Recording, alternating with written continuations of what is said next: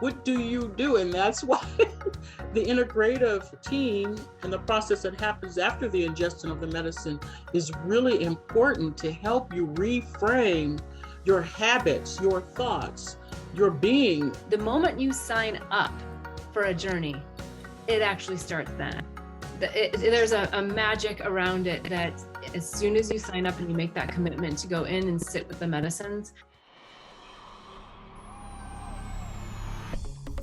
Welcome to another edition of Psychedelic Sages, where we provide intuitive insights, truth bust, and service watchdogs and guides for topics around spiritual medicines, more commonly referred to as psychedelics. Hey, Steph, we have another clip here that I think is really interesting. It's a young lady who talks about why not to take ayahuasca, and she has a lot of her own personal bits infiltrated within her video.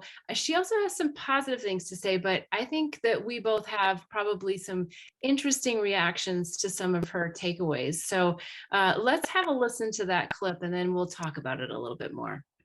A few years ago, I tried the psychedelic ayahuasca at a retreat in Peru. And today I will share with you my experience, why I don't recommend you try ayahuasca, and if you still want to do ayahuasca, then what you need to know to make sure that it is as safe as possible for you. So I wanted to try ayahuasca for a long time. And one day I finally decided to do it. I booked a 5-day retreat in the Amazon jungle in Peru. So it included 3 ayahuasca ceremonies. The first ceremony, nothing happened for me. I was so disappointed. I've heard of this is like a really intense experience, and I didn't feel a thing. So then the second time I had a bigger dose, and wow, I took off before anyone else, and it was a very intense trip. Okay, so she's taken 3, it sounds like 3 in a row ayahuasca journeys, probably over a series of 3 nights. And the first one, she says she didn't feel anything. Any thoughts on this to share? Well, I don't think people understand, Beth. The medicine calls you. You don't call the medicine necessarily. This is not spiritual shopping. This is not recreational. This is not a whim type of thing where, well, everyone's doing ayahuasca and you say, oh, I'm going to do ayahuasca too. And that's quite common that people say nothing happens. But what does that mean? Nothing happens. This medicine requires preparation. Yeah. It's a medicine that is called for you to be initiated into the next level of consciousness. If you're not called to that, nothing's going to happen. Yeah. Well, I think the other thing that's so fascinating is that a lot of people want to sort of go on this glamorous, I'm going to the Amazon, I'm flying away somewhere, and they have sometimes no expectations or huge expectations. And as you said, it is all about being called by the medicine to actually do the medicine and partake in the medicine. So I think she gets into, next in the next part of the clip, a little bit more about what happened for her. But I find it interesting when people say that nothing happened, because I'm sure that there's a lot happening in the background of this, but it is about how you're coming to these ceremonies. All right, let's take a listen. I had an ego death experience. So it was like my soul and my ego was separated. And I realized that we are multidimensional beings, immortal, and that I am more than my body. I am more than my thoughts. I'm more than my experiences in this lifetime. It was really scary, actually. And then when I went to bed that night, I saw spirits looking at me, ghosts, you can say, and it was also really, really freaky. But to sum it up, it was really scary, but also really profound, having this ego death experience. And it is what really triggered me and helped me awaken.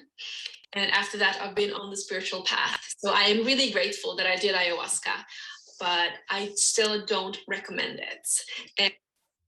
Okay, so she's done ayahuasca, had nothing happen, then had profound things happen, ego death, and is still saying she doesn't recommend it.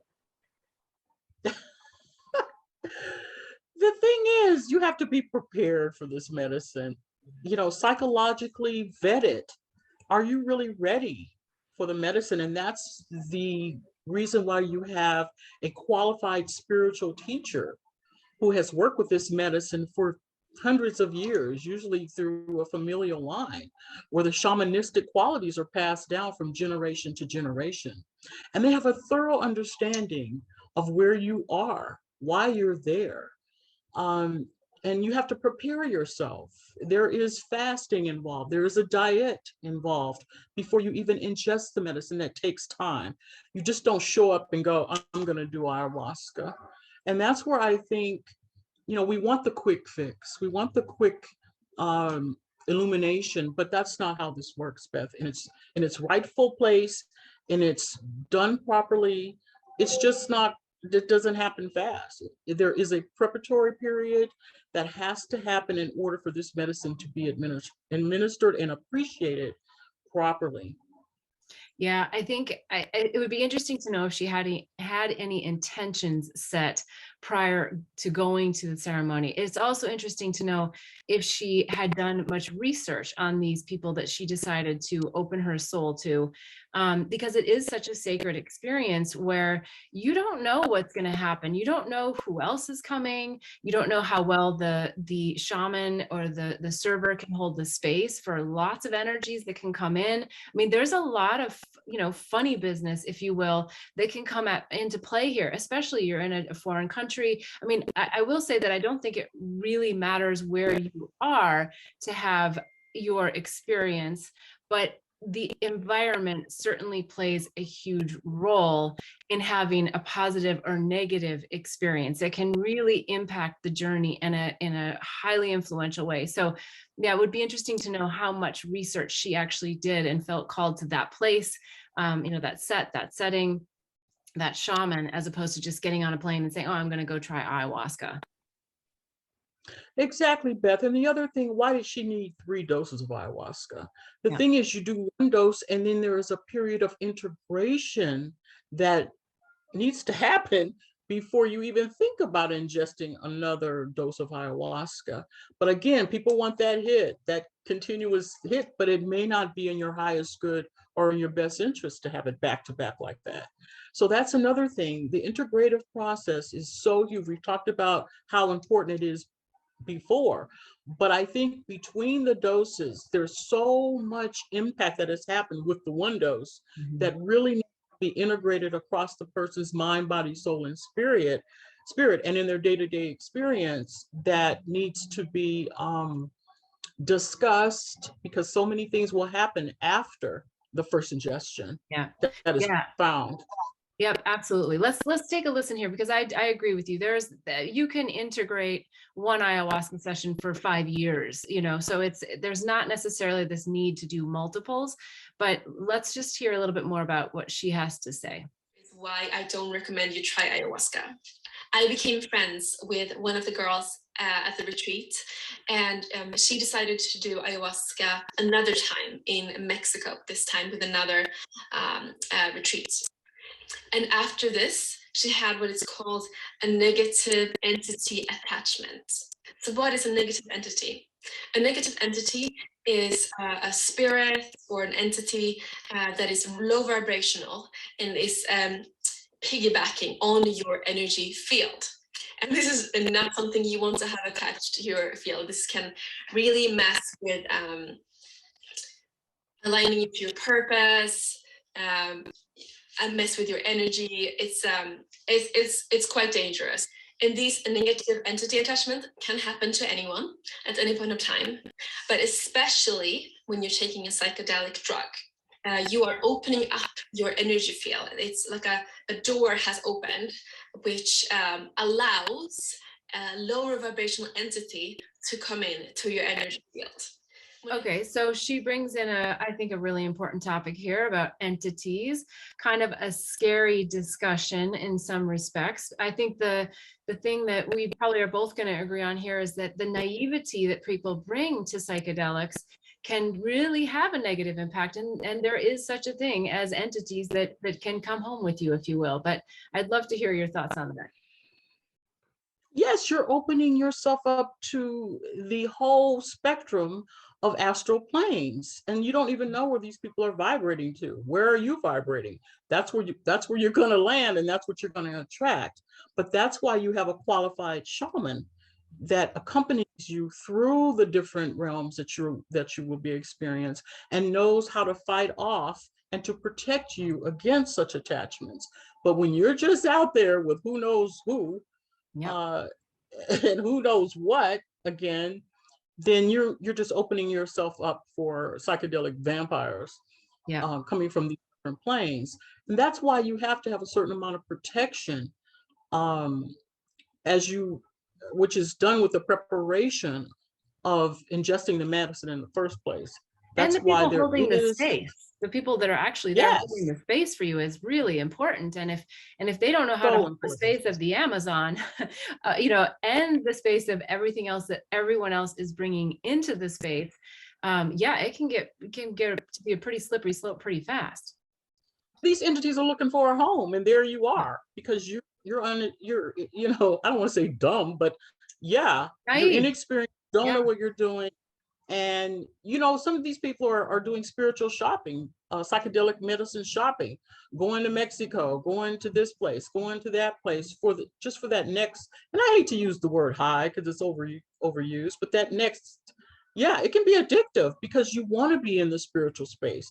You want to be on the ascension path, and that can be addicting within itself.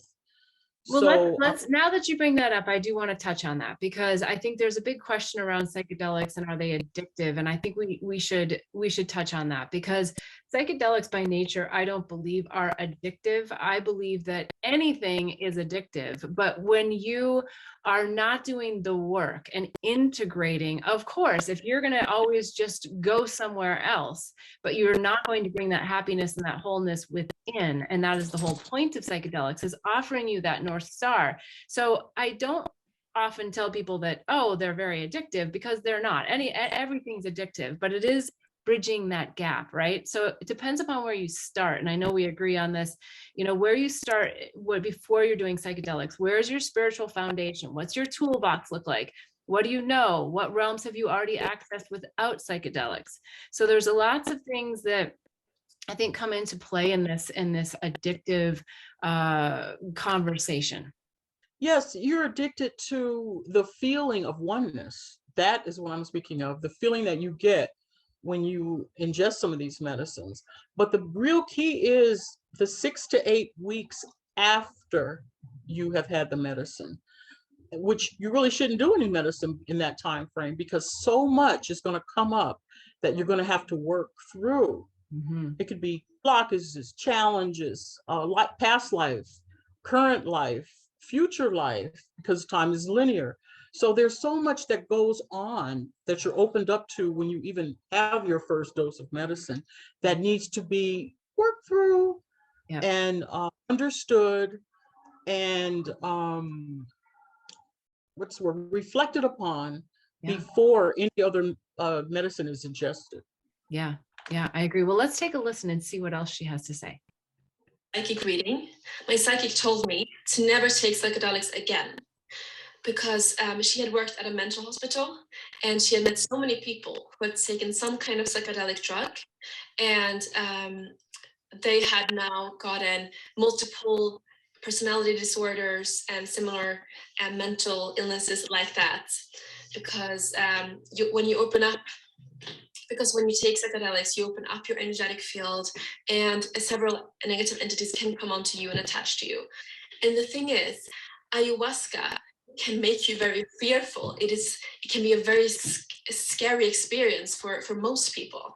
And this fear attracts negative entities further into your field. I remember being so scared that I told the facilitators that, can I please just have a cold shower? I just wanted to end it. Even though I knew I wasn't going to die, I really felt like I was going to. And this is a very, very common feeling to have, that you're going to die while you're doing the ayahuasca. So let's talk a little bit about this feeling of going to die. I mean, right up front, she did mention the ego death, right? Which is, I think, spot on for what happens a lot of times in these journeys. But this feeling of going to die, do you have anything you want to add to that? Sure, you're opening your spirit up for soul death, but it's death of the ego. Some of these medicines will wipe your identity clean, and that is especially true with bufo. You see people, they don't even know who they are. Right, But that's again yeah. part of the integrative process as to, like you said before, what was your intention when you went in? Did you want to be a completely different person? Was that your intention? Well, the medicine has a way of working with you to make sure that those things happen. Again, that's why preparation is really, really, really important, Beth. Yeah, and I think I just want to add to that the ego death is the mind, right? And so the mind is going to try to tell you that your physical body is dying. But I don't know, because I wasn't in her journey and I'm not her, but I don't know that there was a time when she thought her physical body was necessarily dying. It was, as you said, the identity of who she was that was dying, which is a big difference, because it's not, she didn't say and she didn't clarify, but I don't think this is like she thought she was having a heart attack dying. This was an ego death dying. And I think that's really important to clarify, because for most people watching that video, that's going to sound like, oh God, I thought my physical body was dying, like in some way. And that is most likely not what she was experiencing. It's true. Working with the grandmother, which is ayahuasca, part of you does die, but that's the part of the integration work that you do afterwards to resurrect the parts within yourself that you want to remain. Yeah. There's a tremendous amount of energy exchange that happens with the chakra system when you're on these medicines that can cause you to think, because you're not going to be the same person once you come out of this that you were when you first went in. And that, again, is why you need the proper integration team around you after the ingestion of the medicine to help you through. Yeah, I think we're going to hear some more from her on this, but I want to make sure that you and I do touch on that, because the after part, I think, oftentimes isn't thought about going in. It's the prep, it's getting there, it's having the experience, but you are wide open after an ayahuasca experience, and who you interact with, who you make eye contact with, who you touch, who you are in their energy fields has a tremendous impact, because there's imprinting that goes on a soul level when this happens. And as we've already touched on, there's that naivety and other entities and spirits that do love to come in and find a home. So there is something very real to that. So I think we need to certainly acknowledge that. But again, it just keeps going back to this naivety. I think that this young woman is really helping us to display here for people. Don't go in naively. But let's listen. She's got more to say. There's also stories of people being taken advantage to when they're in that state. So when you come to Iquitos, there's so many ayahuasca facilitators, and it's hard to know which ones are legit and which ones are not. So there are some of them that will actually take advantage of their attendance while they're in that vulnerable state, which is of course horrible, and something that is a risk and that can happen. And that leads me to my second reason, and that is it's really difficult to find a legitimate center that's actually doing things to prevent negative entities coming in. You need to really make sure you find one that you can trust, that has good reviews, with real shamans who are there to actually help you in your spiritual development and not want to cause you any harm. Okay, so we're giving up our soul based on what somebody's reviewed for a website that's in a faraway land, and we're just showing up naively and participating. Again, this is just such a call for, using discernment. You have to have a level of discernment. I mean, I wouldn't step foot in a place with spiritual medicines going on unless I knew the shaman. I had a connection to the shaman. I had an idea of what the intentions of the shaman were, that I've spoken with the shaman prior to the ceremony. To look at reviews on a website is just incredible to hear that this is sort of how somebody approached something so sacred as an ayahuasca journey. You're entrusting your whole entire soul to this particular person. And this can be, because you're so vulnerable at the time, a platform for abuse of all kinds. And I think you and I know that this is quite prevalent, and it can happen if you're not careful. That's why you really need word of mouth recommendations from people. You need to speak to prior attendees. You really need to know who these people are. If there's the divine feminine in the group, it's, I think, absolutely necessary to have a divine feminine in presence at all of these ceremonies personally, and really vet the divine masculine, because people are so eager for the experience that they just kind of gloss over that particular point. Again, you need to be vetting the people that are going to be in attendance, because they can be in abusive mode as well, because again, you've never been that vulnerable in your entire existence.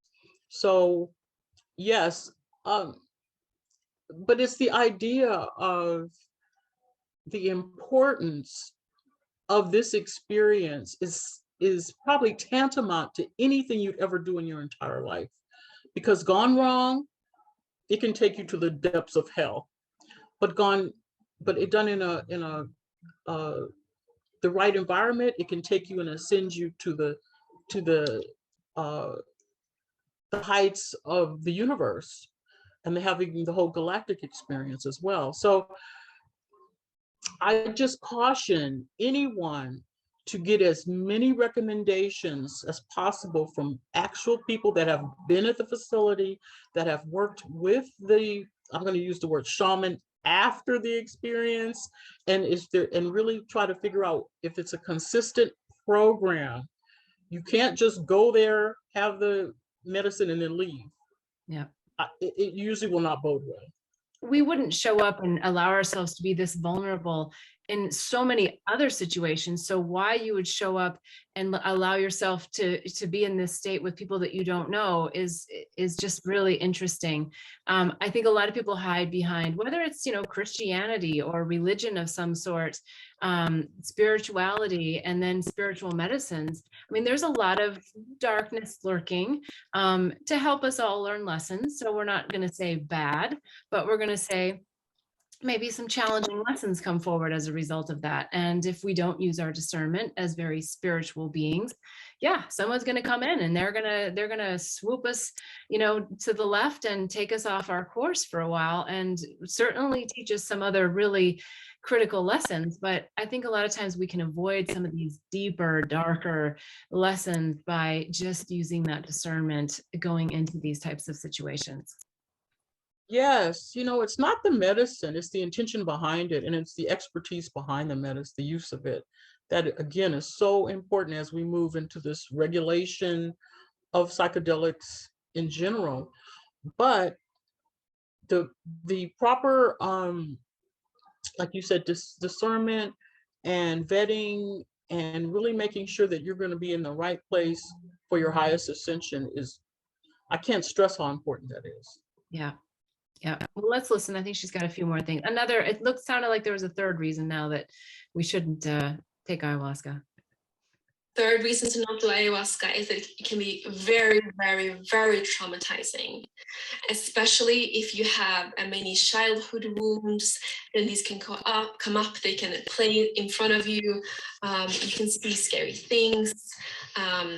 It could come up snakes, and your biggest fears will be challenged, and this can be very scary for you. Many people at the retreat were crying, and even though this only lasts during your trip, It is a 6-hour trip usually, so it lasts for several hours. So it's not like a DMT trip that only lasts for 15 minutes and it's done. And if you still want to do ayahuasca after I've told you all this, then I completely understand you. I felt a strong urge to do ayahuasca, and it did change my life. So she does talk about it changing her life there at the end, but I do want to touch on a few bits about the fear there. But do you want to comment first, Steph, on that? Yes, remember, this is a multi-dimensional experience that can take you across hundreds of lifetimes. And it's going to bring up the good, the bad, and the ugly, but it's going to be in a concentrated dose. That's why one dose is probably going to be enough for the first time. Yeah. And I think people have to understand that this is what you're doing. You're going through you're not going necessarily into this one life. It could be all your fears over a period of times coming up at once, which would be extremely overpowering. Yes. But again, that's why you have the right shaman there to work with you on a personal one-to-one while you're experiencing that, because it can really blow your mind completely. Well, it absolutely blows your mind, doesn't it? And that's kind of the whole point. And that's where we want to get to, is to release ourselves from the trappings of the mind. And so if you're not ready to do the work, don't do it, because this is, I mean, I don't know what the statistics are, but I bet you they're not very high that a lot of people reach absolute oneness in a first journey. You know, there's a lot of layers to go through, and you're doing this to see that shit come up in front of you so that you can blow it up and release it and get rid of it forever. It's like taking, you know, I don't know, 3 to 10 years of therapy, talk therapy, down to, you know, a 6-hour session. So yeah, you're going to get stuff that you thought you didn't want to see, but it's all about moving through it and releasing it. And that's what ayahuasca is here to do. So bless her heart, she got exactly what she signed up for, which is probably some really great insights into the wounds that she's been carrying, you know, through many lifetimes. Exactly. And again, there's a process to this, because if it's done properly, you may not should have done the grandmother, which is ayahuasca, in the first place as the first point of entry. Usually you will do the grandfather, which will prepare you physically to release and purge some of the lifetime poisons that are already encapsulated within your body in the first place. So you would have purged a lot of that out if you had done it in an integrated process, using maybe the grandfather as the beginning entry to your experience. Yeah, you bring up a really interesting point. And while I agree with you in some respects, and I think that's a wise thing to say, I also do feel that it's about the calling. You know, if ayahuasca is what calls you first and that is your entry point, there's nothing wrong with that.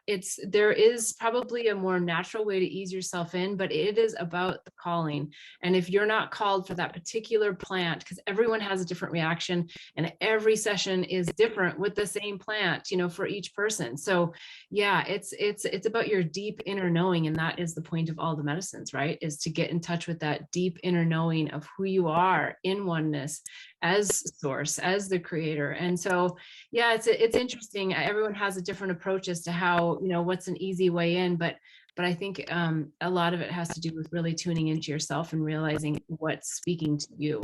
Absolutely. You know, sometimes people would get there, and I know this has happened, where they were told not to do the ayahuasca. I know it's happened to me, but people don't want to listen to that inner voice that's speaking so loudly, source speak, that tells you this is not maybe this is not the right time for you to take the second dose or the third dose, but they just want to just keep going and going. So I totally agree. It depends on what you're called to do, and your ability to listen to that calling. Yeah. Well, let's listen to just hear what she's got left to say here. It did lead me on the spiritual path and helped me realize that we're all multidimensional beings living a human experience, that I am more than just my body, that there's more than just this life. So she really sums it up here. In my opinion, all the reasons you should try ayahuasca when you're called in the right set and setting, because she understands the multidimensional self that she is. She was able to have ego disillusion, which is what the whole point of this is to know who you really are, not who you think you are or who you're trying to be. It's who you really are as a piece and a source, of source energy of God in oneness. So yeah, I find that interesting that her reasons to not do it are actually all the reasons why you would. Yeah, the ego death, but it is a wonderful thing, but it requires you to understand you cannot go back into your old story. So what do you do? What do you do? And that's why the integrative team and the process that happens after the ingestion of the medicine is really important to help you reframe your habits, your thoughts, your being, to have the container to open up and hold this new existence of a personage that's been purified through the ingestion of these plants. So it's really, I keep saying that this is a completely holistic circle that you go through when you have been called to ingest the plant, but the work happens after the experience. And yeah, again, I agree with you, but Steph, we've both had this happen, and it happens for everyone. The moment you sign up for a journey, it actually starts then. There's a magic around it that I think even maybe the less sensitive still feel the magic that starts to happen as soon as you sign up and you make that commitment to go in and sit with the medicines. Yeah, it's an interesting thing, but I agree with you. The afterwards is super important, but I just wanted to make the point that even leading up to it, it's amazing what starts to come into your field. It really is, because after you've come out of this, you're not going to be attracted to the same people. You're not going to eat the same food. You're not going to think the same thoughts. Your sleep patterns may be different. There's going to be maybe lucid dreaming. There's all these different changes, not just one, but many, on many dimensions that have to be integrated into yourself.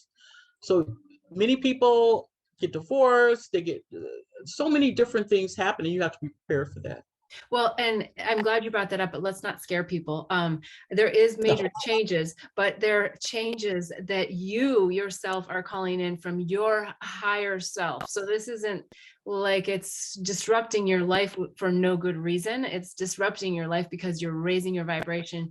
You're seeing life differently. You're understanding who you are as such a powerful, multidimensional being. So the things that change can feel scary, but they're always for your higher good.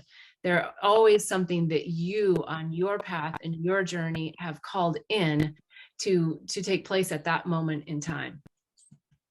Absolutely. It's the culmination of the big C word, which is change. Yeah. And it happens on so many different levels, good, bad, whatever, but you have to be willing to accept that as part of the path that's going to be opened up for you. Yeah.